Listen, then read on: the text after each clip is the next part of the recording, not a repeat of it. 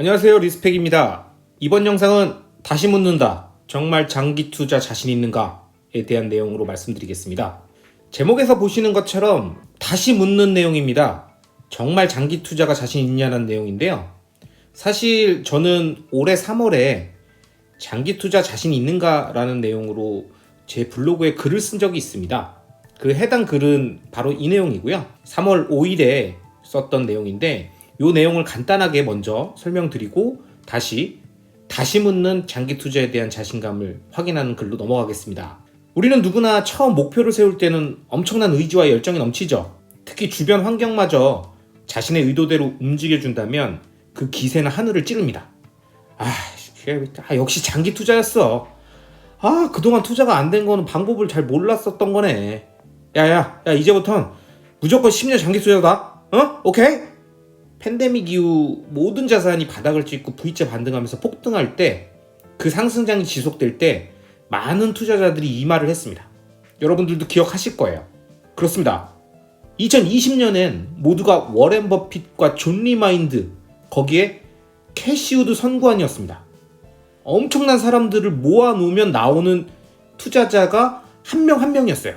그러다가 중간중간 조정장이 올 때마다 심신미학자들이 약간 신음소리 낼 때도 약간 이런 짤이 돌기 시작했습니다. 이 짤은 굉장히 유명한 짤이었는데요.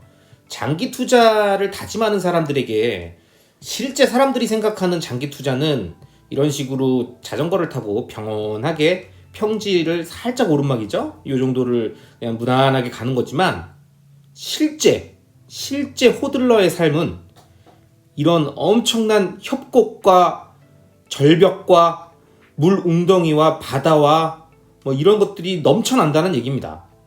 2021년에 돌았던 이 짤을 보고 모두가 웃었었습니다. 근데 모두가 웃었다는 건 무슨 얘기일까요? 그거는 모두가 자신은 아니라고 생각했다는 거예요. 자신은 장기 투자의 이 정도 고통은 이미 예상하고 있었다라는 의미의 웃음이었다는 겁니다. 남들은 아이고 이 녀석들 참 장기 투자 쉽다고 생각하지? 너네는 몰라서 그렇다 임마 라고 하면서 나는 알고 있다라는 웃음이었던 거죠. 그렇게 상승장에서 중간중간 조정이 올 때마다 계곡과 절벽, 바다를 건너는 마인드로 이런 위기는 아무것도 아니고 자기는 전혀 장기 투자 마인드를 꺾을 수 없을 거라며 호기로 왔었습니다. 이런 강한 마인드를 갖고 장기 투자를 하는 분들을 모두 저는 응원합니다. 하지만 알아야 돼요. 우리는 현재 여기입니다. 제가 올해 3월 달에 이야기했을 때는 이제 물 웅덩이로 빠지기 직전 상태, 조금 빠진 상태라고 했던 거였었습니다. 이렇게 글을 올리고 우리의 장기 투자 여정은 이제 시작이다. 대규모 돈풀기 이후에 뿌려졌던 리스크 할인 쿠폰을 들고 신나게 투자하는 시기는 모두 끝났다고 이야기했습니다. 리스크 프리 시대가 끝났다는 거죠. 이제부터는 진정한 투자의 세계이니 우리 모두 지금의 이 마인드를 절대 변치 말고 완주하자. 우린 이제 그림처럼 계곡으로 조금 내려온 것이다 라는 내용으로 제가 3월 초에 썼던 내용이 있었습니다. 그리고 2달 반이 지났죠. 지금 다시 묻습니다. 정말 장기 투자에 자신 있는지. 투자는 사실 인간이 하는 행위입니다. 컴퓨터도 프로그래밍 매매로 참여하지만 투자 행위의 대부분은 인간이 하고 있죠. 그건 무슨 얘기일까요? 결국 심리적 결과물이라는 겁니다. 투자는 시장이 좋다고 보는 것, 시장이 나쁘다고 보는 것, 위험하다고 느끼는 거, 기회라고 느끼는 거, 보는 거, 느끼는 거 다 심리의 결과물입니다. 그리고 다수가 그렇게 느끼면 그렇게 움직이는 거예요. 옳고 그르고 계산에 맞고 안 맞고 이론적으로 맞아떨어지지 않는데 어떻게 이런 일이 있을 수 있지? 이런 게 아닙니다. 투자의 시장은 다수의 심리가 뭉쳐가지고 미스터 마켓이라는 이름으로 변동성 높은 그리고 변심 많은 그 마켓의 심리에 의해서 움직이는 것이고요. 이것을 인정해야 됩니다. 이거를 인정해야 자산의 가격의 흐름을 설명할 수 있어요. 즉, 투자가 심리라는 걸 인정해야만 장기 투자가 얼마나 힘든 건지를 이해할 수 있습니다. 왜냐고요? 사람들의 심리는 요동치니까요. 좋다고 생각했다가도 어느 순간 푸해지고 어두운 데서 불빛 하나만 나오고 음산하면 바로 오늘 아침에 내가 놀았던, 오늘 점심에 내가 놀았던 공원도 그냥 공동묘지처럼 보이는 겁니다. 나 혼자 돌부처 스타일로 있는다고 평온한 게 아니에요. 투자는 수도승이 수련을 하는 과정과 똑같다고 저는 늘 말씀드립니다. 그런 수도승을 괴롭히는 악마의 유혹처럼 나를 둘러싼 환경은 나를 가만히 두지 않아요. 그래서일까요? 요즘 주변에서 많이 들리는 얘기는 이겁니다. 아 진짜 역시 줄 때 먹었어야 됐는데 진짜 남들 다 털고 나가는데 나 혼자 설거지하고 있구만. 진짜 이렇게 생각하고 있다면 이 사람의 머릿속에 투자는 트레이딩을 이야기하는 것일 가능성이 높습니다. 그렇습니다. 투자와 트레이딩은 처음부터 틀려요. 그러니까 그렇기 때문에 우선 본인이 돈을 벌고자 하는 방식이 투자였는지 트레이딩이었는지 둘 중에 어느 쪽이었는지 본인의 마음의 목소리를 들어보세요. 본인이 그냥 하고 싶다고 생각했던 거 말고 진짜 본인 마음에서 원하고 있는 게 투자였는지 아니면 트레이딩이었는지를 정하는 것부터가 시작입니다.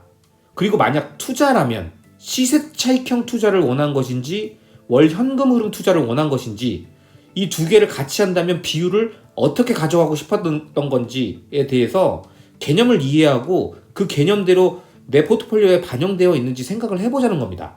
그래야 앞에서 얘기했던 줄 때 먹었어야 되는데 남들 다 털고 나가는데 나 혼자 설거지하고 있구만 미치겠네 했던 게 푸념인지 아니면 적합한 의문이나 반성이었는지 이걸 확인할 수 있다는 겁니다. 앞서 초반에 설명드렸듯이 저는 3월 초에 장기 투자에 자신 있는지를 물었죠. 그리고 3월 당시에 우리들의 위치를 계곡으로 빠지기 전 물 웅덩이로 빠지는 초입 부분이라고 생각해서 표시를 했었습니다. 제가 그 당시에 저 글을 올렸을 때 이 빨간 점이 있는 부분에 표시된 것들을 보고 이런 분들이 많이 계셨어요. 설마 지금 우리 위치가 여기라고요? 아니지. 진짜 지금 이렇게 빠졌는데 그러면 저 구덩이가 기다리고 있다는 거예요? 라고 이야기하셨던 분들도 많고 생각하셨던 분들도 많으실 거예요. 하지만 우리는 다 알죠? 3월 초 이후에 현재 물 웅덩이 근처까지 내려가고 있다는 거. 그리고 아마 물 웅덩이 끝까지 내려가지 않을까 싶습니다. 근데 물 웅덩이 끝까지 내려가냐 안 내려가냐 이게 중요한 게 아니에요. 중요한 건 뭡니까? 중요한 건 우리가 이 그림, 이 실제 장기 투자를 하기 위한 호들러의 삶이 갖고 있는 이 그림에서 느끼는 것처럼 장기 투자라는 게 엄청 힘든 거구나 이거를 느껴야 되는 겁니다. 그리고 깨달아야 돼요. 진짜 저렇게 힘든 장기 투자를 그리고 저렇게 힘든 투자를 내가 원하는 게 투자가 맞나? 적당히 올랐을 때 팔고 나오고 매매 트레이딩을 해야 되는 거 아니었나? 그리고 내가 원하는 게 진짜 장기 투자가 맞았나? 그냥 나는 숏텀으로 1년에서 2년 정도만 보는 단기 투자의 개념이지 않았을까? 또는 시세 차익을 10년 동안 쭉 기다리는 거는 너무 지칠 것 같고 적당히 월 현금 흐름 창출하는 투자로 들어가서 월급 외 수익이 따박따박 나왔었어야 되는 거 아닌가? 이런 생각들을 할 수 있다는 거예요. 그래야 자신의 성향을 정확하게 파악하고 그에 맞춰서 불필요한 고민을 덜 할 수 있습니다. 불필요한 고민을 덜 한다는 건 무슨 얘기예요? 만약에 저 질문에서 내가 원한 건 트레이더였네. 나 장기 투자인 줄 알았는데 아니었다. 이렇게 결론이 나면 지금 얼마나 힘들겠어요. 왜? 자기는 트레이더를 원하고 있었던 건데 본인의 마음은 트레이더의 마음이었는데 장기 투자자인 줄 알고 잘못 알고서 버티고 있었던 거예요. 그럼 얼마나 힘들겠습니까?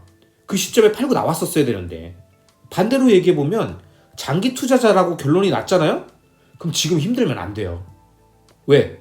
그림을 잘 보세요. 저희가 있는 이 위치에 있는 물웅덩이가 제일 깊습니까? 아니면 이 물웅덩이만 지나면 끝이에요? 물웅덩이 더 이상 없어요? 물웅덩이 지나면은 절벽 낭떠러지가 있고 엄청나게 깊은 심해가 있고 난리가 나지 않습니까? 오히려 그림상으로 봤을 때는 지금의 물웅덩이가 가장 깊지 않아요. 결국 저 역시 이 그림을 보면서 스스로에게 다시 물었습니다. 난 장기 투자자인가?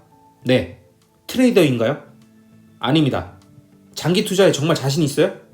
네. 그럼 요즘 견딜만 합니까? 네. 괜찮은 이유가 뭐예요? 견딜만한 이유가 뭐예요? 제 자신에 대해서 정확하게 알고 있으면 불필요한 고민을 안 해도 됩니다. 그래서 전 괜찮습니다. 전 이렇게 대답할 겁니다. 그러니까 저는 장기 투자자가 맞더라고요. 여러분도 이 질문에 대해서 답을 한번 해보십시오. 과연 자기가 장기 투자자인지 단기 투자자인지 트레이더인지 일단 그것부터 확인해야 됩니다. 그리고 만약 장기 투자자임을 확인했다면 그 다음부터는 이 생각을 해야 됩니다. 자산시장의 상승만큼이나 하락도 자연스러운 현상이에요. 그냥 자연스러운 현상입니다. 마치 우리가 나이를 들어가는 것처럼, 나이가 먹어가는 것처럼 자연스러운 현상입니다. 영화 은교를 보면 박해일이 연기했던 노교수 이조교가 문학상을 수상하면서 이런 얘기를 하는 장면이 나옵니다. 너희 젊음이 너희 노력으로 얻은 상이 아니듯이 내 늙음도 내 잘못으로 받은 벌이 아니다 라고 그 관객들을 향해서 이야기를 합니다. 엄청난 명대사였죠. 저는 이 내용을 투자에도 정확하게 적용할 수 있다고 봅니다.